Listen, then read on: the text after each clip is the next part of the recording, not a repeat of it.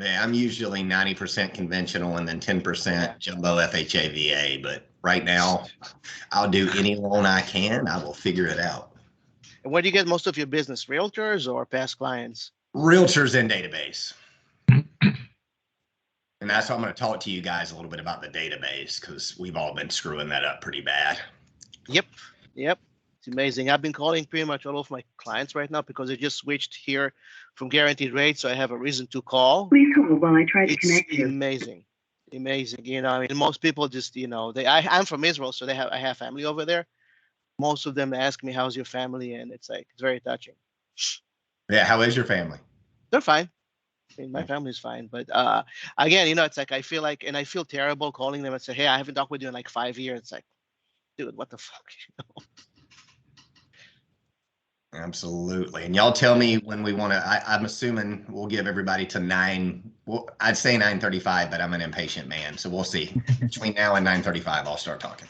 Feel free to get started whenever you want to. Anybody that comes in late can miss out on the knowledge. All right. Well, let's kick it off. First, thank y'all for having me. Definitely was excited when Chad asked me to speak to everyone. He had talked to me. He's like, I love the go-to conversation that I talk about, but I'm not going there today. What I want to tell you guys is I'm going to share transparency and pain on where I missed the mark a lot. And this year's really pointed out some of my flaws. I've been way too transactional, just across the board transactional. I used to brag about it that, hey, I won't know your kid or your dog's name, but I'll get your loan closed quick, fast, and on time. And in this market, that doesn't work. We have to be more relational.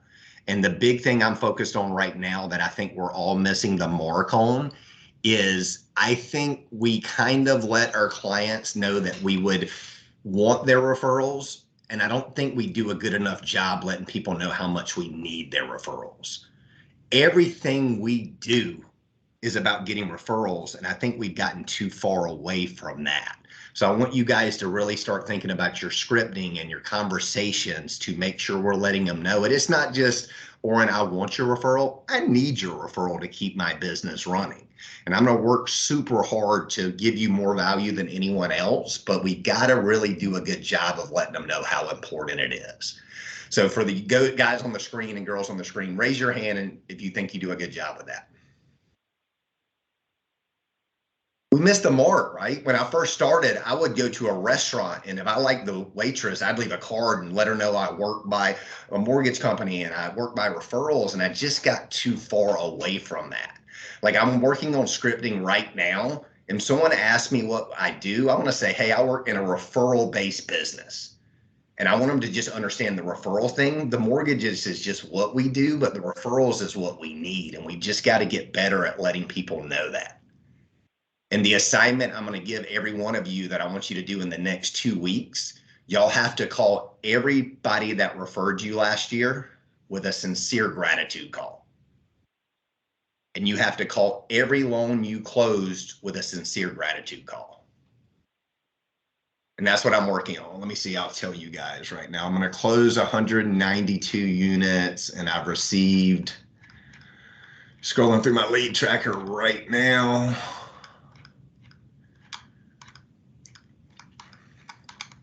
I've received 796 referrals this year. So I'm going to start calling every one of them with a sincere, Sean, this is the way I want you to look at it. It might have been a one-off referral for somebody with a 400 credit score that I didn't even close. But hey, Sean, it's Stuart from Cornerstone Mortgage Group. How are you doing today? Doing great. How are you? Doing great, sir. Well, hey, how was Thanksgiving? I'll do all the small talk and I'll say, Sean, the purpose of my call, man, I just want to let you know that I appreciate that you referred Kim Scott over to us. Unfortunately, we weren't able to help them right now and we're still working with them. But Sean, my business would not survive without referrals from people like you. And I know I thanked you up front, but I just wanted to let you know how important that is to my business. I really do appreciate you. Thank you. I really appreciate the call. That's the call to everybody we make. Even the agent you talk to every week is, hey, Kimberly, I know I talk to you all the time and I try to show gratitude. I don't think I do a good enough job. I was just looking at it. You referred me 10 clients last year and we closed 5 deals together. I cannot tell you how much I appreciate that in your business. You are just vital to my business running. And I just want you to know how much I appreciate you. Has anyone done any of those calls? Adam, you have? Hit off a mute a minute, Yes. Adam. Yes, sir. Have you called everybody or has it just been Not random? everybody. Just when I do my letter of the week calls, like if, you know, what Oren mentioned, like if I have a client I haven't talked to for a while, I'll call them and say, you know, I know it's been a while. I apologize for not doing a better job keeping in contact with you, but I just want to tell you, I wouldn't be where I am today with my business without your closing that we did 11 years ago. Yeah, I like that. And you yeah. can still do those on the letter of the week, but this is a very specific play I'm giving you guys. This is everyone that we referred us this year and everyone we closed this year. Yeah. So no, I'm not doing, I don't do that on a regular, like what you're talking about. And it kicks off Thanksgiving super easy, right? Hope you had a great Thanksgiving. Speaking of which, I'm very thankful of you, and let's lead into it. Past clients. When we called the past client, James, I just wanted to thank you so much for trusting us. We loved working with you on buying your home in February, and just wanted to let you know how much we appreciate you. That's what I want the call to be. If it goes into how the market or any other pieces, we go there, we ask how they're doing, but I want it to be a true appreciation call. You know the number one reason we don't get a second referral from someone? Because you don't go show no gratitude. Yeah, JT, what do you say? I mean, they don't know, like, or trust us. Lack of appreciation. The number one reason we don't get that second referral is lack of appreciation. Back to my original comment, we've been so transactional for so long, we assume that they know we appreciated it and we don't actually tell them. Stuart, do you still like do a thank you letter and like a gratitude call for every referral you get from your referral partners? I don't do the thank you cards now, Adam, and I'm getting back to it. I do the gratitude call, but it's not always what I just went over with you.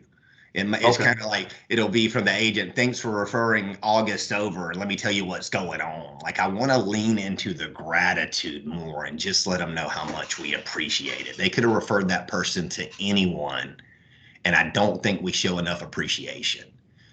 Because this is what I'll tell you guys to be better in 2024. It's not going to be anything new. It's going to be us doing the basics better than everyone else. It is crushing our theme day calls. It is having impactful meetings. It's writing impactful thank you cards.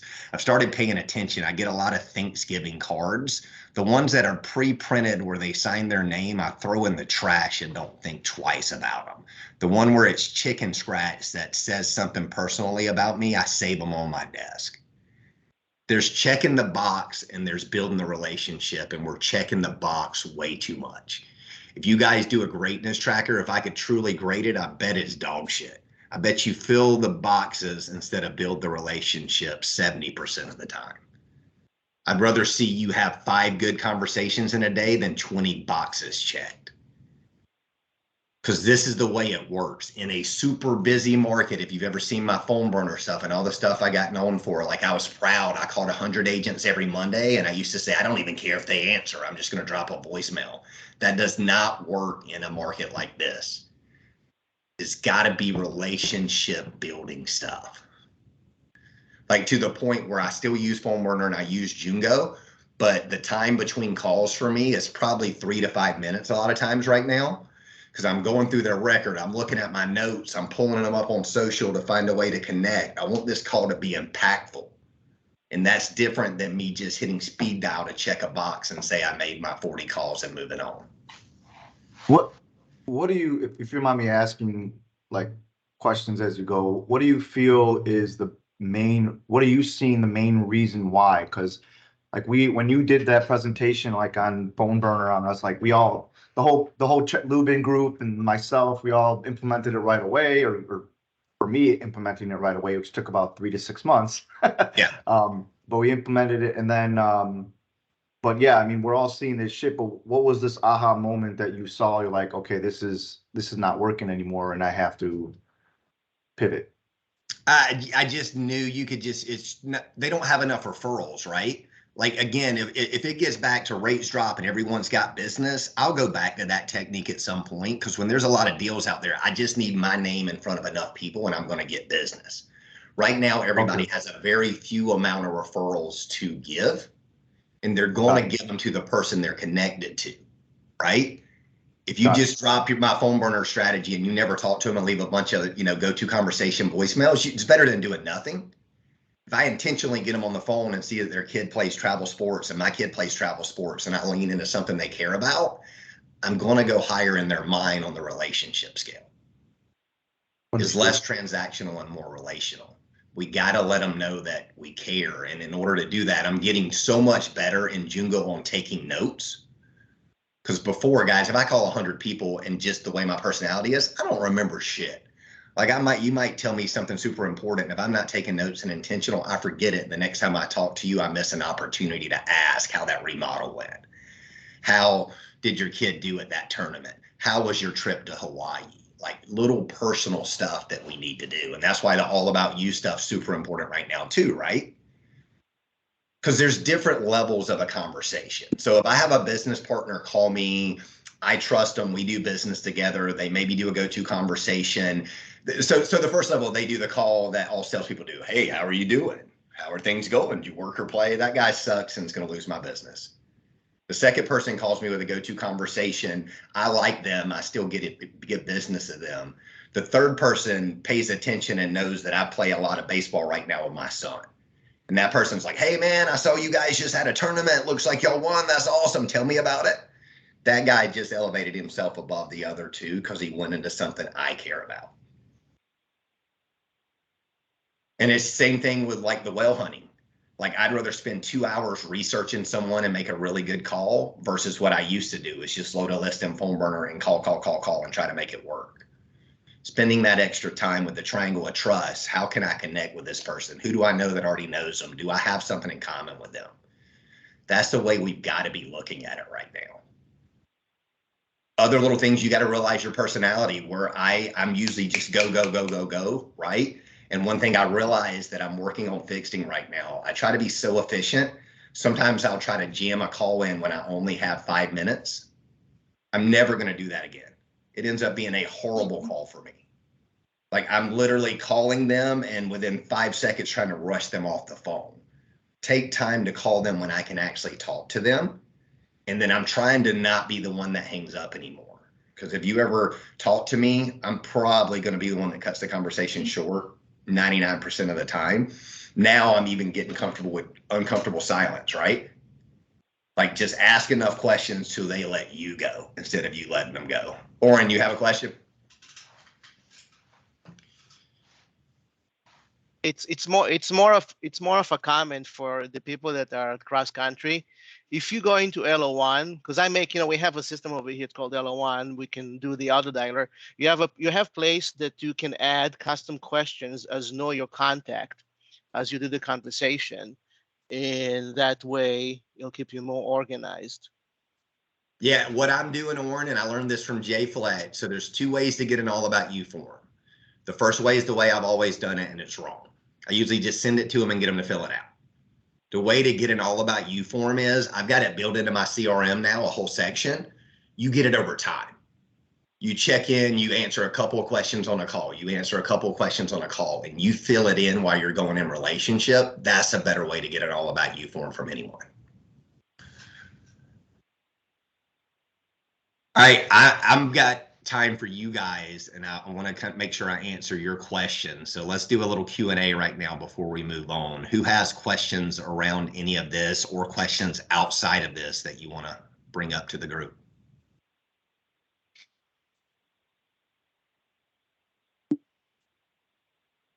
Stu, can you talk more about your whale hunting and your cold call prospecting to realtors? I know you mentioned that you did a lot of what I do right now, just loading a huge list into phone burner, people that I've gotten off MMI, LO1. what have you, and then just trying to make it work. But do you, use that more targeted approach? Like you'll research them, get some notes on them, and then make that call and try and find a way to connect? 100%, Ryan. So I'll tell you my first strategy that I'm doing right now. Like I get specific on the data, right? Are they close to me? How many units did they do? Like I'm looking at, I don't like Oren hit on it. I don't have a great jumbo product. So I'll run their average loan amount. If it's above $800,000, I'm probably not getting a lot of their business. So just figuring out who my referral source should be. And then once I get that list together, Ryan, I'm calling my top 40 and basically say, hey, Ryan, I'm trying to meet some new agents. I've got a list of names that I don't really know that look like they're pretty big producers. Can I run through this list with you and see if you're connected to any of them so I can drop your name when I call them? Smart move. Well, it is, right? All of a sudden they go, I just did a deal with them. They're in my office. Is a way to leverage. And you've got, not every relationship I can do that with, but I've got 25 people that would absolutely spend 5 minutes going through a list with me and just seeing who it is. Friend request them, LinkedIn request them, because again, doing something's always better than doing nothing. So loading a list and calling it's better than not calling anyone. But let's get more intentional and try to go deeper quicker. Because what I want to ultimately get to is I want to be able to get from initial contact to referral quicker. So I'd rather do the research and the time and work on my scripting so I can get there. Because one of the failures I've had, and I continue to do over and over again, is in a typical market, I do 300 transactions. During COVID, I did 500. I get in front of a lot of people and I'll just basically start calling a list, and just figure if I call enough, it'll work, and it does. But I just want to get more impactful so that I'm finding out truly, like, Ryan, are we going to do business together or not? Yeah, that makes sense. And the first best thing in sales is a yes. What's the second best thing in sales? No. A fast no. Like I love it when I call right now and they're like, well, I already do it. No, they're trying to give me 5 minutes of why they're not going to work with me. I'm good at you. Like you're off my list. I'll call the next person I'm going to make successful. I don't have to try to convert you if it's that hard right now. Yeah. So that's a great segue to a question I have. But what is your a lot of times what we talk about on our calls is adding value, right? Yep. Like value. Don't ask for business right now. Add value. The deals will come, especially with like realtors, like you said, they don't have enough deals to give around. So what is that the same aspect you're doing? What are you using for like your value add to why work with Stuart and your team? Is 100% the account executive strategy, Adam. Okay. So I'm looking at it. Do I have a lead? No. Do I have a pre-approval? No. Do I have an invitation? No. If not, I sit down on Sunday and come up with my go-to conversation that's either a loan program, a coaching tip, just something I think will help their business. So when I'm calling, I have a purpose of my call. Okay. And then with Go ahead. Oh, sorry.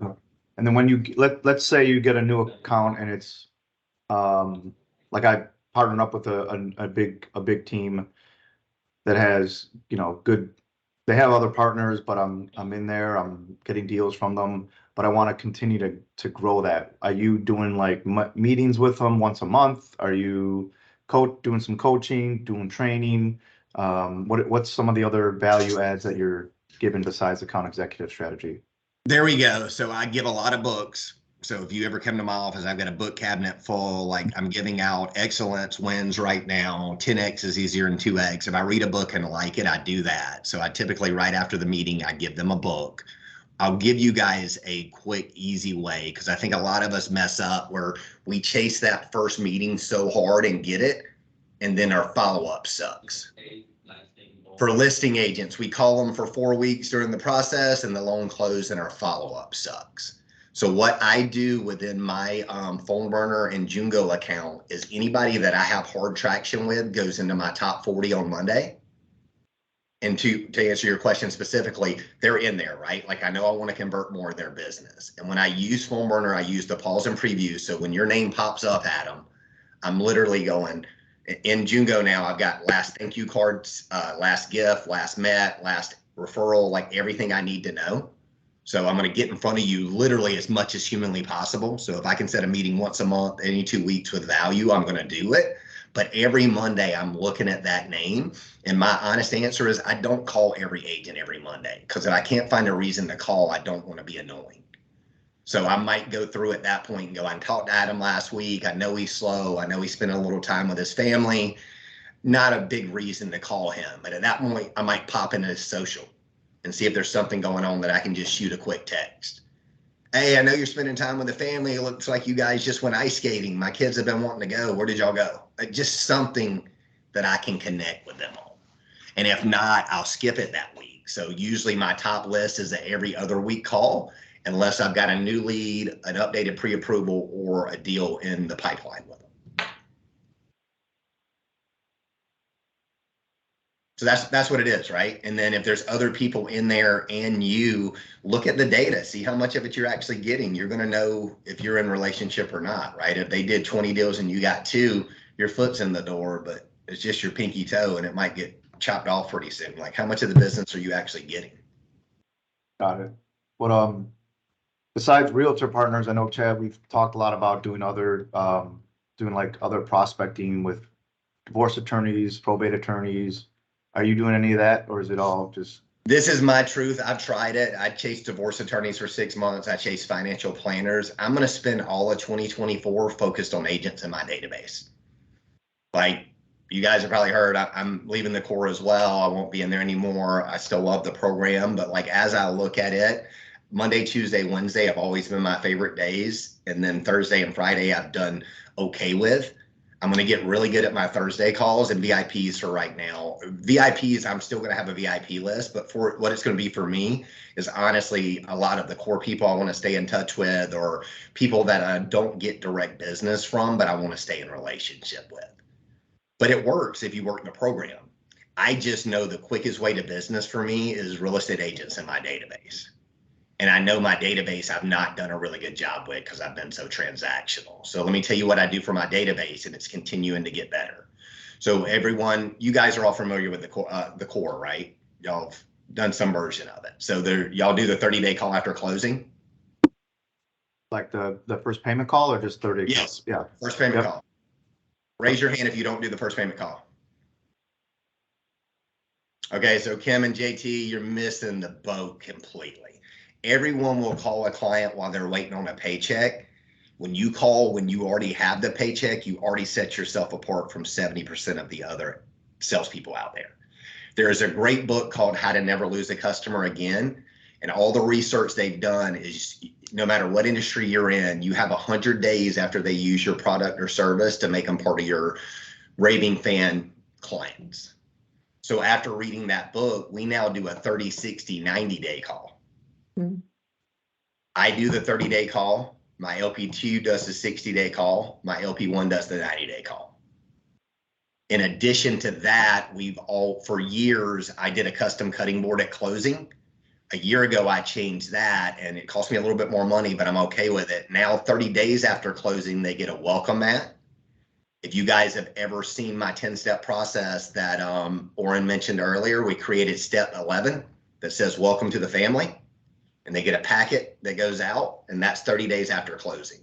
6 months after closing, they get custom coasters with their initials that says, we hope everything's still coasting with your home, but if you need anything, please give us a call. And at 12 months, they get the customized cutting board that says, we hope you're not bored with your home yet, but if you are, please give us a call. And that way I've got 3 calls set up after closing. We do the birthday call and the anniversary call. So that first year, that's 5 calls from us and 3 gifts. What I know with database stuff is they're more likely to refer me closer to the transaction. Once they get further out, maybe they will, maybe they won't. But that first year is where I think we could get a lot more referrals from our clients. And it's all systemized. How long have you been doing the 36-month and 12-month? Are you just starting that? The gifting, about a year, and I found a company that I just sent a spreadsheet to, and they do it for me. Okay. It's $150. They mail it, they send it all out. We co-brand it all with the realtors. So it comes from Adam and Stuart, and the best call I get is now a lot of them know, but a lot of times they'll say, hey, apparently we just sent them a gift and I don't know what it was. Call me back. And I'll call the agent and go, oh, that's 6 months out. They just got our coasters. And then as the agents were working on their budget, Adam, I went out and because guys, it's so funny how good we are at stuff and how bad we are at some things. I was doing that 6 months before I even told the realtors about it. They didn't even know because I implemented it and I ran on. So I did calls once I started doing it and said, hey, JT, I know budgets are tight right now. So before you start sending any closing gifts, I want to let you know what I do for every client we work with because I'm already taking that onto my budget. And as an agent say, that helps me a lot. Any I close with you, I'll just use that as my closing gifts. Because what's the most value we can give to agents, y'all? Helping them save money and make money. Save them time, save them money, make them money. Don't get confused. Like getting in a deep relationship with them matters and it does help, but that's what we need to do to be a true business partner for these people. I do a once a month agent mastermind, and my goal is we bought a building in downtown Alpharetta where I am, and I have a really cool training room for 30 people. My marketing girl, I told her every Wednesday I either want LOs or realtors in there, and I'm having her run a plan right now. We're reaching out to people to just try to get more people to our office. Awesome. All right. What company? Oh, go ahead, JT. Sorry, not to interrupt. Just what company do you use for the closing gifts? My sister actually started the company. If you guys email me, I'll send it over. She's trying to branch out and do a little bit more business. They do a really good job, but it's funny. I'd been paying for that cutting board forever, and she's a teacher, and another teacher she works with had bought that fancy printer. And I was telling her what I was doing. She's like, I could do that way cheaper. I could do that way better. So I gave her a shot, and then she came up with the idea. She's like, why don't we do multiple things? And I'll give you guys her information if you want to do it. Because stuff like that for me has to be systemized or I won't happen consistently. Yeah. Raise your hand if you're committed to, in the next 2 weeks, calling every referral source and every past client with a true gratitude call. All right. Who on y'all's team holds you accountable? Chad? Like, who's going to manage this? That'd be Chad. All right, I'll let him know too, but just do it. And again, this is not a sales call. If sales come up and you can do it, this is a gratitude call because we've done a poor job of letting them know how much we appreciate what they do for us.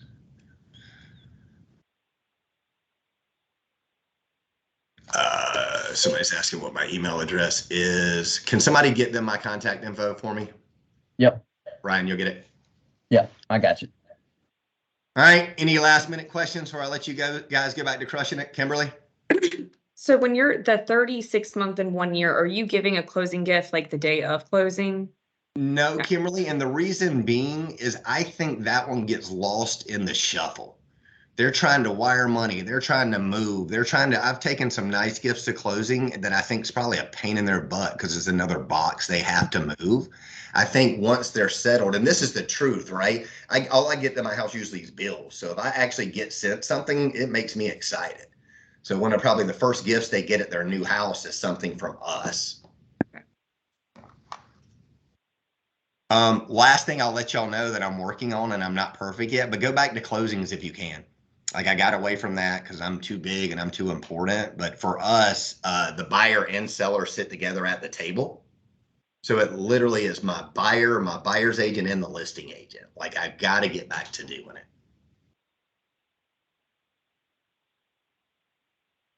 Any last minute questions?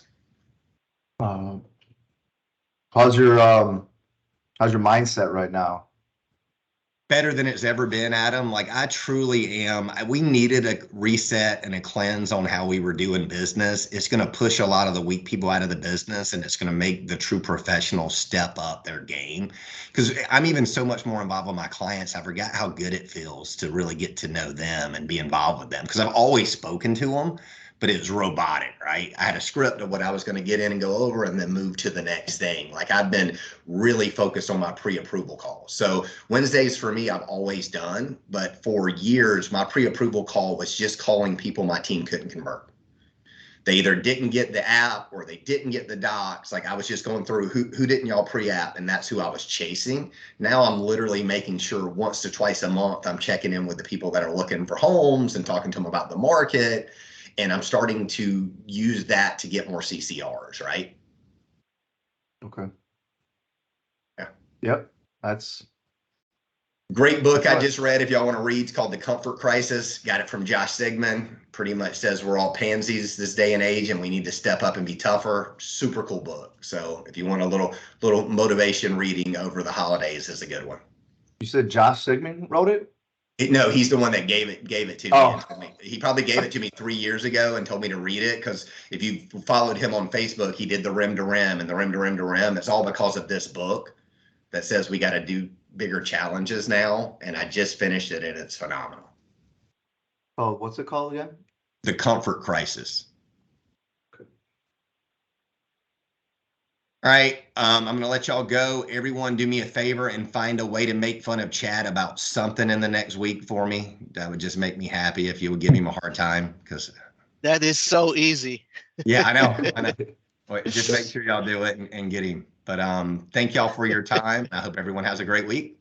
Yep. All right, thank Thanks, you. Stuart. Appreciate Thank you. Bye. Thanks Thank for you. jumping on, Stu. Thank you, sir.